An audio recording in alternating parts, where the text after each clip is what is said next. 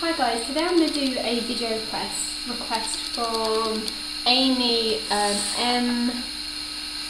I hope I've got that name right. Again, it was one that she sent me a long time ago and I haven't got around to doing it. But I had a bit of a fuss this morning with my car. It broke down and I didn't end up getting into university, so I'm going to do this video now for you guys. So she wanted me to talk about the portfolio. So most universities, including mine, do a portfolio for their students, or you do your own portfolio through the whole of nursing school. It's not graded, you have to do it, it's mandatory, so you get kicked out if you don't, but it's not graded and it's basically for your own benefit. So I'm just going to take you through kind of my portfolio and things, and new last year when I started, they started an e-portfolio, which is basically the portfolio all online. They thought the students and everyone would love it because they wouldn't have to carry around a massive folder. I personally would still like to have paper copies of everything, and I do keep everything, but I'll just go straight into this video and show you guys my portfolio. And I have to be careful about what I show you guys, just because I just want to be careful about showing you my university and things like that. So I'm just going to flip the camera around and show you online exactly what my portfolio looks like and what it has in it. So I'll just show you here my portfolio. I hope you can see it okay. So here you've got learning style questionnaire. So that was just basically when we started, they wanted to see how we learned. You have personal and professional journal, which is all our kind of reflective notes and things like that as well, which is kind of all things from placement and from our simulations and from basically anything that we want to reflect on, anything that we want to remember, we put in these kind of places. Mandatory sessions, so that's our certificates and the dates and things when we did our CPR, manual handling, fire safety, moving and handling, yeah, all that. Then we have to do a student agreement every year. Academic transcript is basically our essays, our PDP, so all the certificates and extra things that we've been part of. And then this is basically a folder that tells you what you need to put in your PDP, which I might actually open later for you guys, as long as it doesn't show up with the university on it.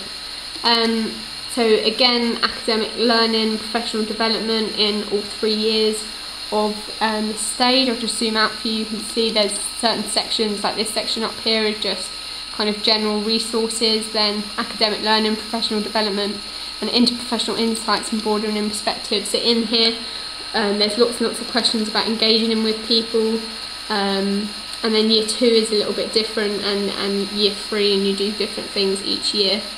And then careers and employment, so places to put your CV and things like that, and job descriptions and things like that for when you're looking to get a job. So flip the camera back around, and I'll try and open that, what you need in your portfolio section, and show you guys that as well. But also what I do as well as that is I have a folder. This you don't have to have, and not everyone has it. Actually, I think I might be the only person in the class that has it. So it's I find it really useful for just keeping all my papers in there. I'm not going to be able to show you all of it, but I'll try and get some of it. So I've got my mandatory sessions. They say what university I'm at, so I can't be on that. These are, I'll take it out for you.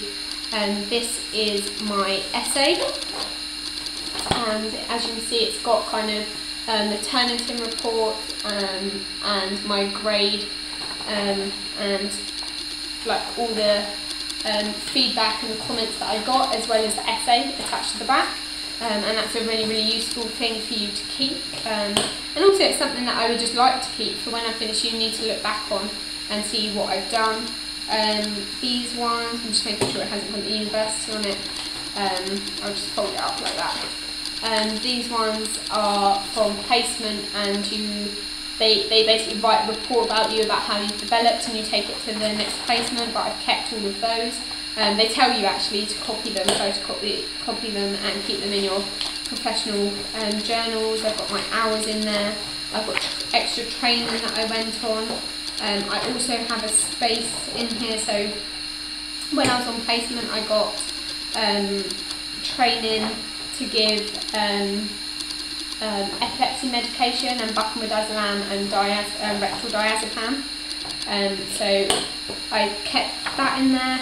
I also have articles like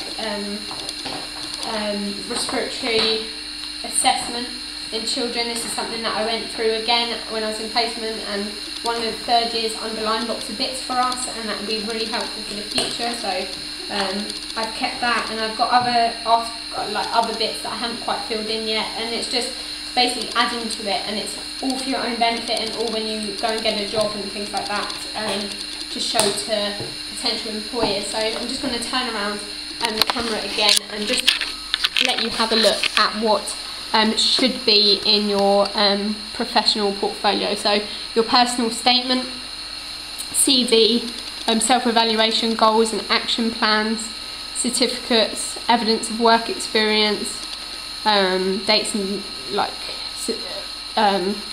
descriptions and things like that. You can always, copy this down. Examples of academic work, which was basically our essays. So that's our portfolio, what we do at our university. It's not the same everywhere. A lot of universities will still have it in folders, a lot of universities will have it online. It's done in different ways, but essentially it's just all the evidence, all the things that you've done over the whole of nursing school to keep for your own benefit. The one piece of advice that I'd give you with your portfolio is start it as soon as you can. Because I found last year I didn't really know what I was doing with it, and I was really confused on it, so I left it really late and had to get it all done in the space of just like a few weeks. I pretty much did it in my whole last placement, and I don't think that was very wise of me to do, even if it's just a case of you handwriting it and typing it out and leaving it on your computer and you can copy and paste it in later, or you can print them out and keep them in a folder. It's definitely good to reflect, because you'll forget what you did in placement. So definitely that's something that I would advise, and I'm so sorry that I didn't do this video sooner. And I hope you enjoyed it, and I hope that it's been helpful to you and I haven't gone on too much. And if you've got any more questions or anything you'd want me to talk about more, please message and comment and subscribe. Okay, see you in my next video.